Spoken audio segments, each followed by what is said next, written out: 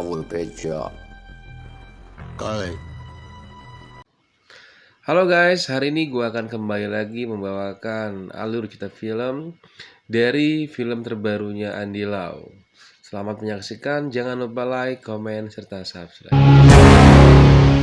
Berawal dari negara Hong Kong yang mengalami situasi genting dikarenakan masifnya penjual narkoba yang dijual secara digital.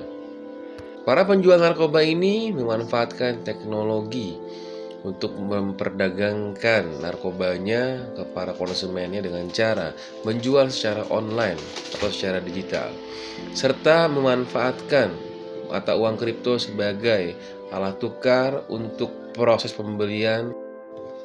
Kepolisian Hong Kong mulai mengamati serta menyelidiki proses atau jaringan dari para bandar narkoba ini, di mana sesungguhnya tempat persembunyian dari bandar narkoba ini, sehingga ia bisa mengendalikan sistem yang sangat rapi dan sempurna. Di bagian pertama ini kita disuguhkan dengan sebuah kapal besar yang sedang berlayar di lautan yang diterpa oleh badai. Kapal ini ternyata mengangkut berbagai macam jutaan ton barang-barang narkoba seperti pil ekstasi dan lain sebagainya. Kapal ini sudah dipesan oleh bandar narkoba untuk memenuhi pangsa pasar penjualan narkoba secara online-nya. Di tempat lain nampaknya Tuan Chan, sang pengedar narkoba yang telah lama diincar oleh kepolisian, namun kepolisian tidak cukup bukti untuk menangkap Tuan Chan ini. Akhirnya ia berkali-kali lolos dari jeratan hukum di kepolisian Hong Kong. Kali ini ia bersama anak buahnya melakukan transaksi penjualan narkoba, dan penjualan narkoba kali ini juga ia lakukan dengan jumlah yang sangat besar. Pembelinya pun sudah mendatangi di lokasi tempat di mana Tuan Chow berada saat itu. Kepolisian Hong Kong pun lantas mendatangi tempat transaksi penjualan narkoba yang dilakukan oleh Tuan Chan. Kepolisian Hong Kong menggerebek Tuan Chan beserta calon pembelinya. Baku tembak pun terjadi di sana, hingga akhirnya Tuan Chan pun ditangkap oleh kepolisian Hong Kong.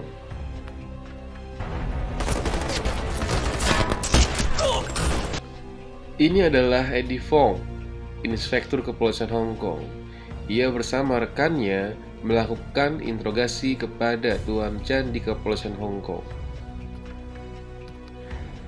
Ketika Tuan Chan diinterogasi oleh inspektur Hong Kong, Tuan Chan lagi-lagi tidak mengakui bahwa ia terlibat dalam kasus penjualan narkoba, baik secara online maupun secara langsung atau offline yang dilakukan saat penggeledahan terjadi.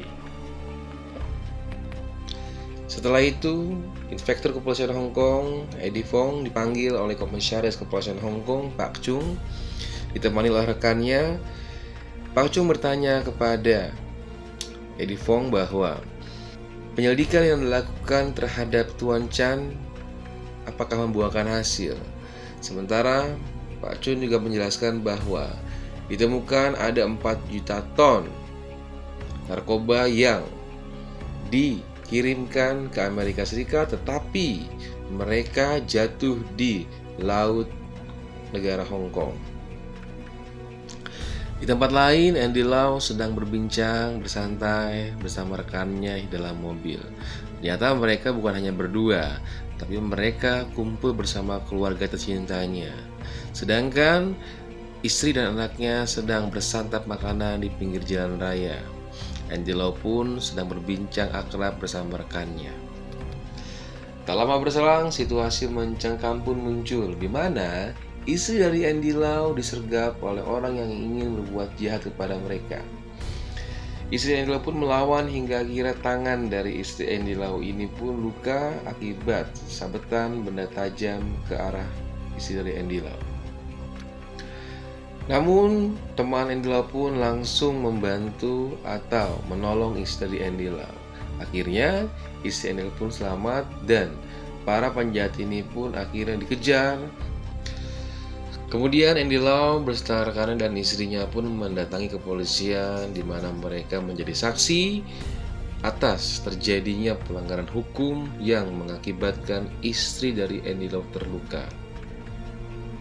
如果以前唔係因為你， Di dalam kepolisian, Andy Lau sudah disambut oleh komisaris kepolisian Hong Kong yang ternyata mereka sudah saling mengenal. Dan ternyata juga bahwa Andy Lau ini merupakan seorang pengacara terkenal di negara Hong Kong. 你女又冇乜嘢嘛？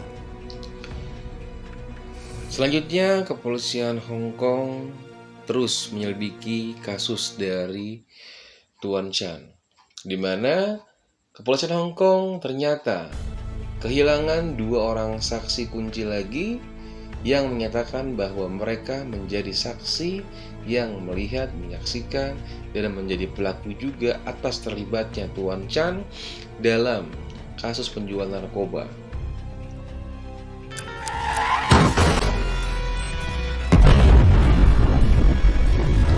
Tapi para saksi itu ternyata dibunuh atau dihilangkan secara sengaja oleh pihak Tuan Chan, sehingga kepolisian Hong Kong sangat kesulitan untuk membuktikan bahwa Tuan Chan adalah pelaku dalam penggerbekan atau penjualan narkoba yang dilakukan kemarin.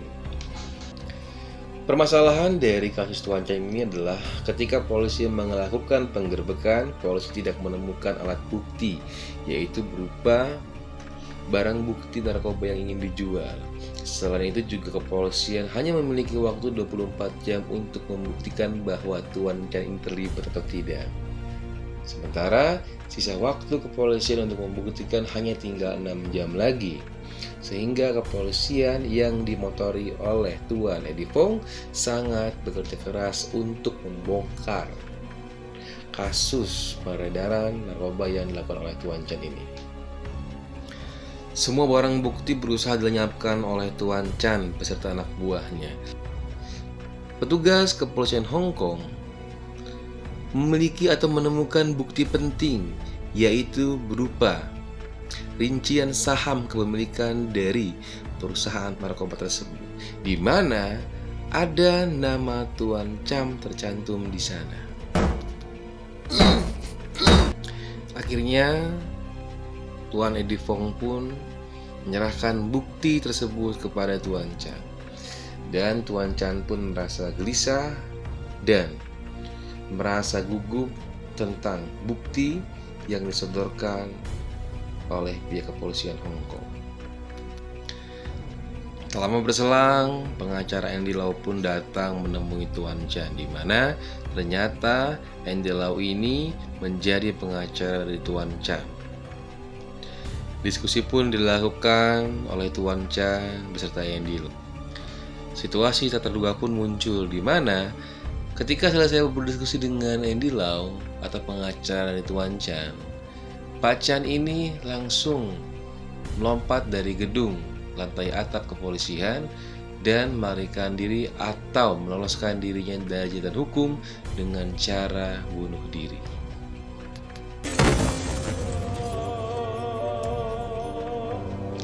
Sontak kepolisian Hong Kong pun dibuat tercengang, dibuat frustasi dan seakan-akan tidak percaya dengan apa yang dilakukan oleh Tuan Chan ini.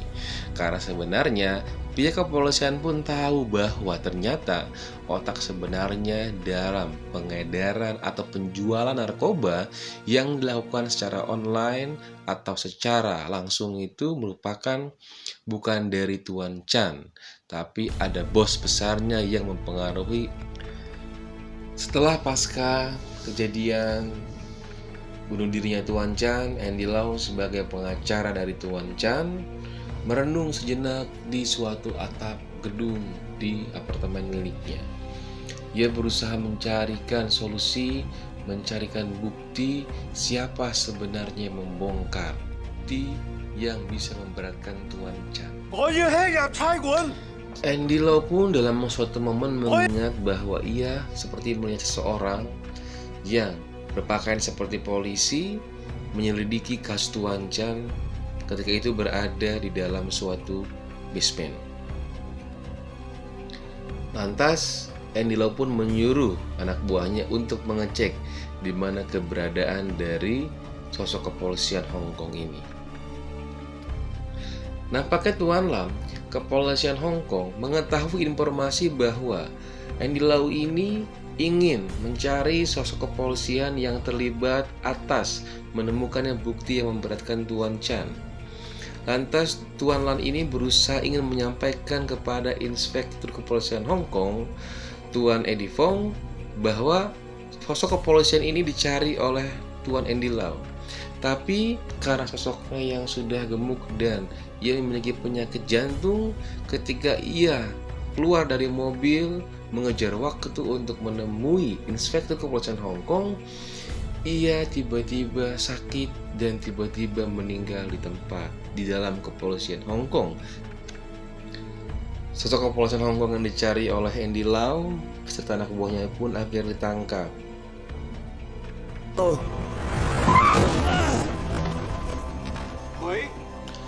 Sosok kepolisian Hong Kong ini pun kemudian dipukuli dan dihajar habis-habisan oleh anak buah Andy Lau.